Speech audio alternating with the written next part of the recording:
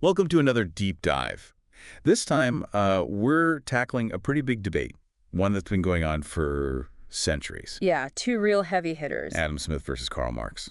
We got some excerpts sent in from their most famous works, The Wealth of Nations and Capital. Two books that are still making waves today, even though they were written so long ago. Yeah, it's amazing how relevant they remain.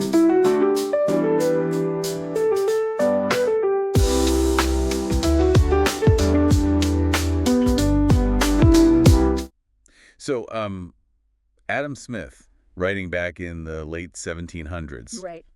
really laid the groundwork for what we now call free market capitalism. He really did. I mean, he argued that this idea of self-interest, Self-interest, yeah. when it's channeled through things like free exchange and competition, Right. could actually lead to a more prosperous society. Okay, now that sounds a little counterintuitive. Yeah. Like, how can being a little bit selfish Right. actually help everyone? Well, that's where his brilliant metaphor comes in, the invisible hand. Ah, yes, the invisible hand. Explain that one. Okay, so the invisible hand is this idea that individuals, while they're out there, just trying to get ahead, they're seeking their own personal gain. Yeah. They unintentionally end up helping everyone. Oh, interesting. Smith argued that in a free market, like the butcher, the brewer, and the baker, Right, classic examples. they don't provide our dinner out of the goodness of their hearts, but because they're trying to make a living. Right, they want to succeed. Exactly. And it's that self-interest that really keeps the wheels of the economy turning. So Smith was pretty optimistic about human nature, it seems, He was. believing that even our selfish desires could be harnessed for the greater good. Now, Marx comes along in the 1800s with a much more critical take on all of this. Yeah, he wasn't really buying this rosy picture of capitalism. Yeah. No, he saw capitalism as inherently exploitative, Okay. a system where the pursuit of profit, above all else, Yeah. leads to this thing called the commodification of labor, Oh, yeah. which in simple terms means he believed that workers under capitalism are treated like just another part of the machine, Yeah. their labor being bought and sold like any other commodity, like grain or steel. It's interesting, we also got sent in some specific examples from Wealth of Nations Yeah. Oh, yeah. that actually highlight Smith's points. He talks about the prices of corn and butcher's meat to illustrate how supply and demand can naturally regulate the market. Right. When corn is plentiful, the price drops, Right. and vice versa. It's a self-regulating system. I mean, that's what he argued. Fascinating. So he's saying that the market itself Yeah. can act as a sort of invisible hand, That's the idea. guiding prices and Uh-huh. ensuring that resources are allocated efficiently. That's right. Now, did Smith acknowledge any downsides to this free market approach? Well, he did make some interesting observations about gold and silver prices back in his time. He noted that silver was undervalued in English coinage compared to what was happening in the European market. Okay. So, in Europe, an ounce of gold would buy you about 14 ounces of silver, but in England, it got you 15. He also pointed out that Spanish gold was actually priced lower than silver, even though gold is rarer. Now, that's counterintuitive. Why would the rarer metal be worth less? Well, Smith attributed it to the influx of Spanish gold from the Americas, which increased the supply, you see, Oh, I see. and thus lowered its market value relative to silver. Okay. So, even back then, markets weren't always perfect. There were these external factors Right. that could influence prices in some pretty unexpected ways. So while Smith championed the free market, he wasn't totally blind to its quirks. Right. And Marx, of course, went much further Much further. in his critique, arguing that these quirks were actually deep-seated flaws in the system itself. Yeah, he really believed that the power imbalance, between workers and capitalists Right. would eventually lead to big social unrest Yeah. and the downfall of capitalism. He saw centrally planned economies where everyone kind of owns the means of production together Right. as a more equitable alternative. But here's the thing. History hasn't exactly played out the way Marx predicted. Yeah. I mean, his critique of capitalism's inequalities definitely still resonates today. Yeah, for sure. But centrally planned economies haven't been very successful in practice. No, not really. They've often struggled to keep up with innovation and the productivity of those more market-driven systems. They have. So that brings us to a really crucial question. Yeah. Why has the free market model, with its emphasis on individual initiative and limited government, Right. emerged as the dominant economic force while these centrally planned systems have kind of faltered? That is the question. And that's what we'll be unpacking in the next part of our deep dive. It's a tough question, no easy answers. It really is. But to understand why free markets have done so well Yeah. compared to centrally planned economies, I think we need to go deeper Right. into the assumptions about human nature that are behind these models. Okay, so like what are people really like? Yeah, like what makes us tick? Yeah, what motivates us? How we interact with each other. Right, because economics is about how people behave, right? Absolutely. It all boils down to human behavior. Okay. Now, Smith believed that we humans are inherently self-interested, Self-interest. driven by this desire to improve our own well-being. Make our lives better. Yeah, you got it.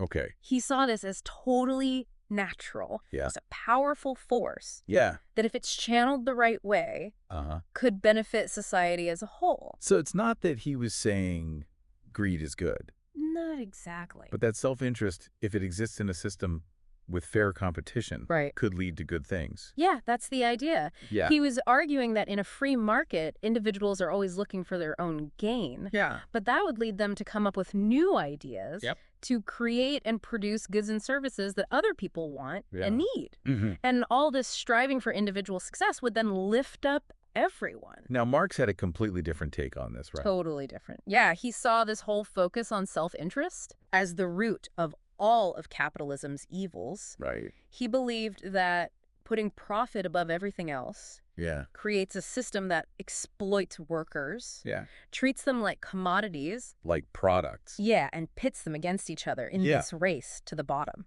He described it pretty vividly in Kapital, didn't he? Oh, he did. Yep. He talked about how workers feel completely disconnected from their work. Right. Just cogs in a giant machine, you know? Yeah. They're losing their sense of humanity. And he said that this feeling of alienation, Right. it wasn't just a personal problem. No. It was a problem with the system. Exactly. It was baked Got it. right into the capitalist way of doing things. Okay, so we've got these two contrasting views of human nature then. We do. Smith seeing self-interest as a potential force for good. Mm-hmm. Marx seeing it as the root of exploitation. Right. And I think this difference is key to understanding why free market economies have done so well, Right. while centrally planned economies have kind of struggled. So let's unpack that a little bit. Why haven't these centrally planned economies, the kind Marx was envisioning, Yeah. why haven't they lived up to their potential? Well, there are a few reasons. First, as Smith pointed out, they often lack the energy Right. and the innovation that comes from individuals taking initiative. Right. When the government's controlling everything, Right. there's not much room for people to be entrepreneurs, Right. take risks, Yeah. come up with new ideas, Yeah. respond to changes in the market. It's like trying to steer a huge ship Yeah. with just one rudder. Yeah. It's slow to turn, Right. can't adapt quickly. Exactly. But free markets, on the other hand, Yeah. more like a whole fleet of little boats Right. all going their own way. Yeah. Exploring and that flexibility. Yeah, It's key to being successful. absolutely. Crucial for driving growth. Now, Marx was really big on fairness and equality, He was. and he thought that these centrally planned economies could level the playing field. Did he? He saw them as a way to create a just and equitable society. But in practice, they often haven't really lived up to that ideal. They haven't. I mean, concentrating all that economic power in the hands of the government Right. has often led to inefficiencies, Yeah. corruption, Yeah. and a lack of freedom. So instead of this workers' paradise, Yeah, it created a whole new set of problems. it did, unfortunately. Good intentions, but sometimes bad execution. But doesn't the free market also have its share of problems? Oh, for sure. We see huge gaps in wealth, Yeah. damage to the environment, Yeah. financial crises that rock the whole system. You're absolutely right. If you just let the free market run wild, Yeah. it can create all kinds of issues. Right. I've seen it time and time again. So maybe it's not about picking one side over the other, Yeah, but finding that sweet spot. the right balance. Yeah, a way to harness the energy of the free market, Yeah, but also deal with the downsides. that's really the challenge. So how do we encourage innovation and growth, Yeah, right. but also ensure fairness, Yes. protect workers, Uh-huh. and think about the long-term impact of all this technology? That is the million-dollar question. It's what we're all grappling with. Yeah, where do we go from here? It really is a huge question, isn't it? It is. How do we create a system that works for everyone, Right. not just a select few? Yeah. I mean, it feels like we're at a turning point, especially with, the digital economy and all the new things that come with it. It's true. The digital age has really changed the game, hasn't it? Yeah. On the one hand, you've got all these incredible opportunities Right. for innovation, entrepreneurship, global connections, you know? Yeah. I think Smith would be impressed. Yeah, I think so too. I mean, just look at how technology has empowered people Yeah. to create things and connect with each other, build businesses from anywhere in the world. Amazing. Yeah, it really is. But on the flip side, we've got these concerns about data privacy, Yeah. the power of these big tech companies, Right. and whether algorithms are actually making inequality worse. Right. These are issues that Smith and Marx couldn't have even dreamed of. It's like we need a whole new set of rules We might. for this new digital world. Yeah. A new playbook Yeah. that takes into account all these disruptions. Yeah, a new way of thinking about things. And figures out how to make it fair for everyone. We do. I mean, we need to make sure that the digital economy benefits society, Right. not just the lucky few. So where do Smith and Marx's ideas fit into all of this? Right. Can they still help us in this new digital landscape? I think they can. Smith's focus on individual initiative, Yeah. innovation, and limited government, Right. those ideas are still relevant today. They can guide us as we create an environment where entrepreneurship can thrive Right. and technology can be used to solve problems. But we also need to remember what Marx was warning us about, We do. of exploitation, Yeah. the concentration of wealth, Yeah. the dangers of unchecked capitalism. That's right. Unfettered markets can lead to all sorts of injustices. So it's about finding a balance, It is. encouraging innovation and growth, but also making sure things are fair, Absolutely. protecting workers, Yes. and thinking about the impact of all this technology. The long-term impact. Yeah, Yeah, you got it. That balance is tough to strike, though. it is. I mean, are there any countries out there that are getting it right? Yeah, any good examples? Well, there's no magic formula, Right. but some countries are trying new things. Okay. Some are experimenting with universal basic income Okay. to deal with inequality. Right. Others are investing in education and retraining programs Yeah. to help workers adapt to the digital world. It's a lot of trial and error, isn't it? It is, but at least they're trying. Yeah, that's good. And I think that's what we can learn from Smith and Marx. Okay. You know, their ideas may seem like opposites, Right. but they can actually work together by looking at both sides. By acknowledging the pros and cons of each system, Right. we can start building a better future. So as we wrap up this deep dive, Yeah. what's the one thing you really want our listeners to take away? I think it's a sense of hope. Go on. Optimism, Yeah. you know, informed optimism. Mm. The challenges are huge, Yeah. but we can overcome them Right. by having these conversations, by learning from the past, Right. by being willing to try new things. Okay. We can create an economic system that really does work for everyone. That's a powerful message. It is. One that I think we can all get behind. I hope so.